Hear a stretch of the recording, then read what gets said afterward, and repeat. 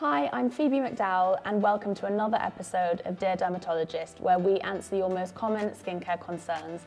I am joined here today by consultant dermatologist Anjali Mahto, and today we are tackling rosacea.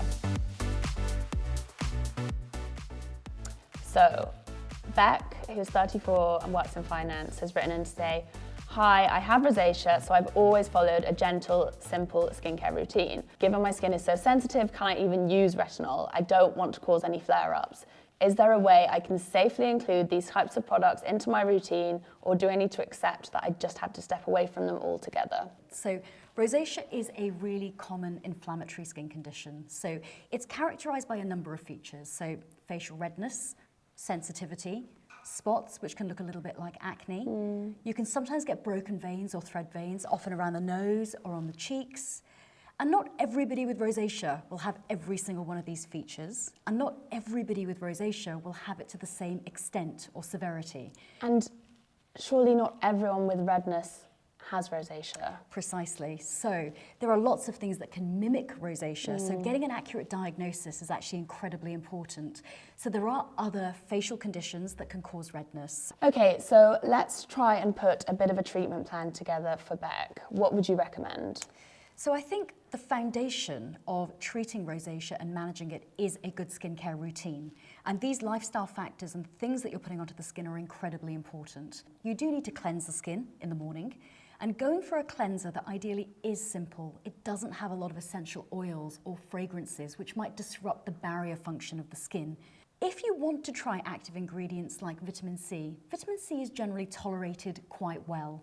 What you probably want to do is look for an ingredient called L-ascorbic acid, but at a relatively lowish concentration, so maybe about 5 to 10%. So you can check that on the packaging of the product that you're buying. That is a type of vitamin C.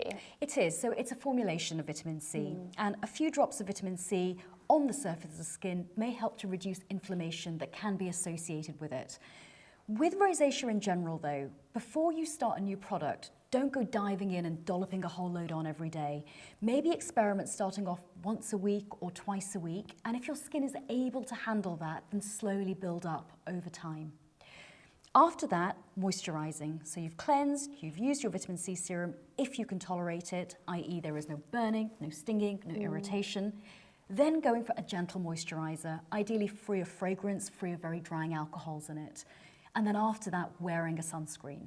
And this is so important throughout the year because we know that over 80% of people who suffer with rosacea, their redness gets worse because of ultraviolet light. So the sunscreen won't treat the rosacea, but it will prevent the redness getting worse over time. And then makeup afterwards if you choose to do that. So that's probably a good basic morning routine. Evening routine, you want to make sure you've taken everything off. Our skin comes into contact with dirt, sweat, pollution, grime. We're wearing sunscreen. All of that has to come off the skin. So again, a gentle cleanser, followed ideally by a good moisturizing product. Now, retinol is a little bit more tricky. Retinols or vitamin A products can be incredibly irritating to the skin. So my general advice here is start off with a low percentage, so a 0.1 or a 0.3%. And also maybe just test patch a small area, maybe on the neck, or a tiny patch in front of the ear. If you get no redness, peeling, flaking, soreness, irritation, you're probably okay to start building that into your routine. But if you're super sensitive, it might be that retinol is not for you. So let's start with cleanser. What brands do you recommend? Okay, so in terms of general terms, I really do like the Avène Tolérance range, and I do like the Roche-Posay Toleriane.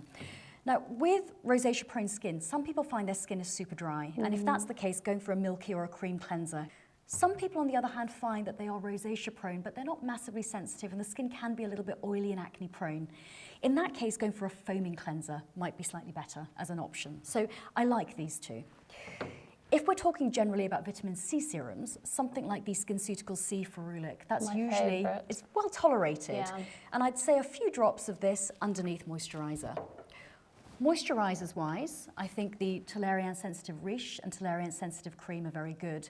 They don't tend to contain too many ingredients that can aggravate or disrupt the skin barrier function itself. And then I think other than that, what you're looking at is making sure that you have got a good sunscreen that you like and the caution and the slow build-up of a retinol, particularly with that patch test maybe on the neck or in front of the ear area and seeing how you get on.